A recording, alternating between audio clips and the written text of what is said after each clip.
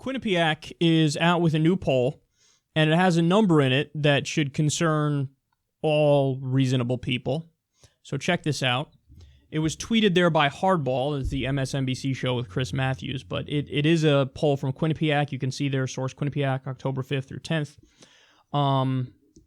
46% of Republicans now support a preemptive strike on North Korea.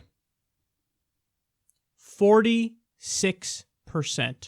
Only 41% oppose it, which means a plurality of Republicans. There are more Republicans that support a preemptive strike on North Korea than don't support a preemptive strike on North Korea. This is the first time the poll has been like this. And, you know, maybe this has something to do with the Trump effect. The fact that Trump goes out there every other day, seemingly, and talks about little rocket man needs to be put in his place. You know, hey, there's only one thing that'll work. It hasn't worked in the past with Bush original. That's what he calls Bush senior. Bush original and Clinton and Obama. It hasn't worked, what they've done. There's only one thing left. Prodding him on a daily basis, poking him with a stick. By the way, something that's never reported, but of course it would be reported if the opposite was happening. The U.S. and South Korea and Japan have been doing provocative flights with fighter jets right near the North Korean border. So now if they did that to us, of course, or if they did that to South Korea, hugely provocative, and we would act like we need to go to war immediately. We do to them, it's called Tuesday. But nobody frames that as, you know, aggression. Nobody frames Trump saying, let's go to, let's do regime change. Little Rocket Man, maybe it's time for you to go. Nobody says that, hey, that's aggression. It's, oh no, we're stumbling into war. It's, oops, accidental. Whoops, did we do regime change again? The U.S. is Britney Spears. Whoops, I did it again. I overthrew your democratic government. And to be fair, in the case of North Korea, it's not democratic. When I say democratic, I'm referring to South America when we did overthrow democratic governments and put in fascist dictators. But whoops, I did it again. I overthrew your government. It was an accident. I'm just so clumsy. Sorry. Did the CIA go in there and just topple you? Whoops, our bad. It was totally accidental. But now, and see, everybody's getting the coded message, though. Nobody in the media will say, hey, the U.S. is threatening offensive war here. Because, you know, in mainstream media, U.S. is defensive by definition. It doesn't matter what we do. Oh, it's defensive. Even if they're like, we want to do an offensive war. The media is like, yeah, it's defensive. What the fuck are you talking about? Well, here, now the Republican base is getting the message. The Republican base is like, oh, preemptive strike? Yeah, I'm down. I'm down. They have their Trump decoders in their mind. So they hear everything Trump's saying to do, and they're like, yeah, maybe it is time for a preemptive strike on North Korea. Now, the good news is, despite the fact that it's a plurality of the Republican Party that supports this, that's still, you know, you're still looking at what? At most 25% of the country that supports an offensive strike. So still, the overwhelming majority of the American people do not support an offensive strike on North Korea because the overwhelming majority of the American people are not nuts. But this is an instance where the plurality of the Republican Party, they're fucking nuts. Yes, you know what? I have no problem whatsoever with calling this 46% of cretins deplorable. What other term is there for that? What other term is there for that? We want to wage another offensive war. Another offensive war. How'd that go in Iraq, by the way? Yeah, whatever. There's no direct immediate threat of violence from Saddam Hussein, no imminent threat. So whatever. What are we going to do here? Let's just go topple him and see what happens. $7 trillion later, hundreds of thousands of people dead later, a broken region later, ISIS rising out of the ruins later. Whoops, our bad. What do you think is going to happen in North Korea? You're going to topple this guy, and all of a sudden tomorrow, boom, they have a beautiful parliamentary system. They have 5 political parties representing various viewpoints, free and democratic elections. They welcome the U.S. as liberators. Not going to happen. Never going to happen. But it's almost like these guys don't give a fuck. They don't care. It's all about being gunslingers. It's all about being macho man. And if Daddy Trump is saying, yeah, maybe we topple you. Tremendous. Maybe only one thing will work. They're like, oh, yes, Daddy.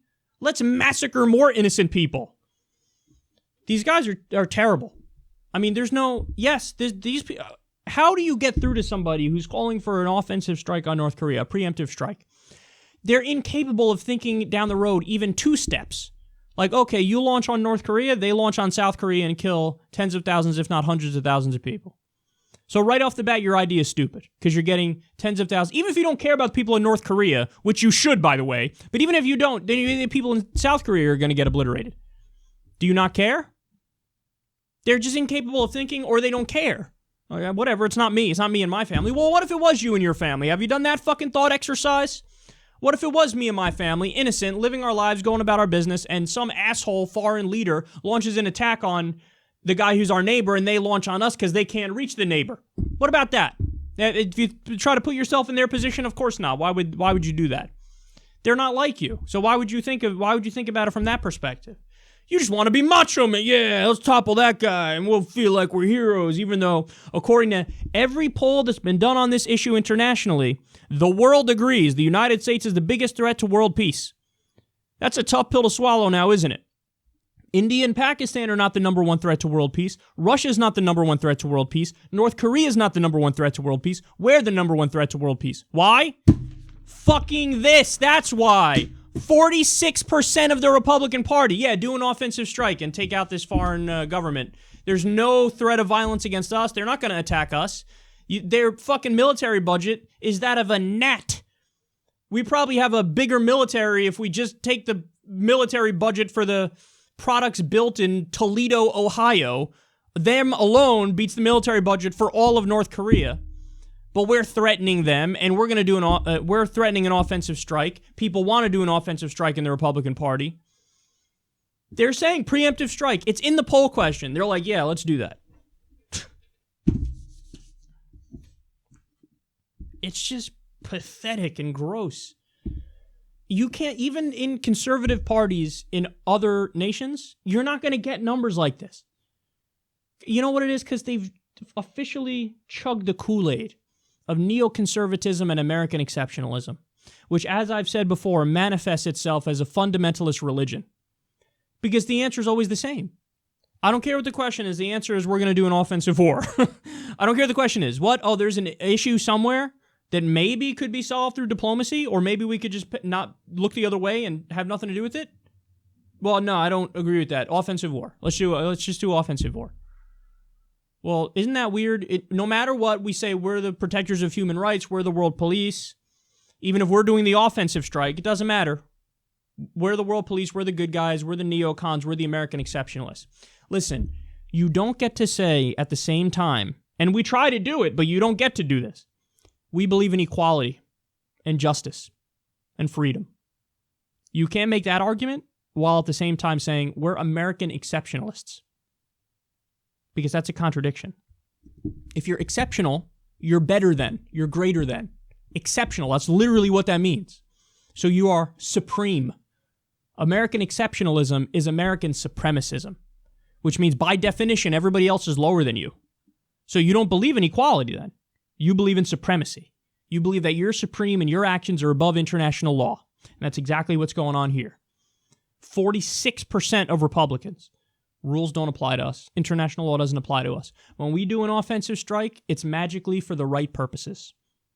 Well, look, I'm of an old school belief system, and that is whoever does the offensive strike is by definition wrong, because that means you're not fighting in self-defense. I'm totally on board with violence in cases of self-defense. But if it's not in cases of self-defense, look in the mirror, because you're the fucking problem.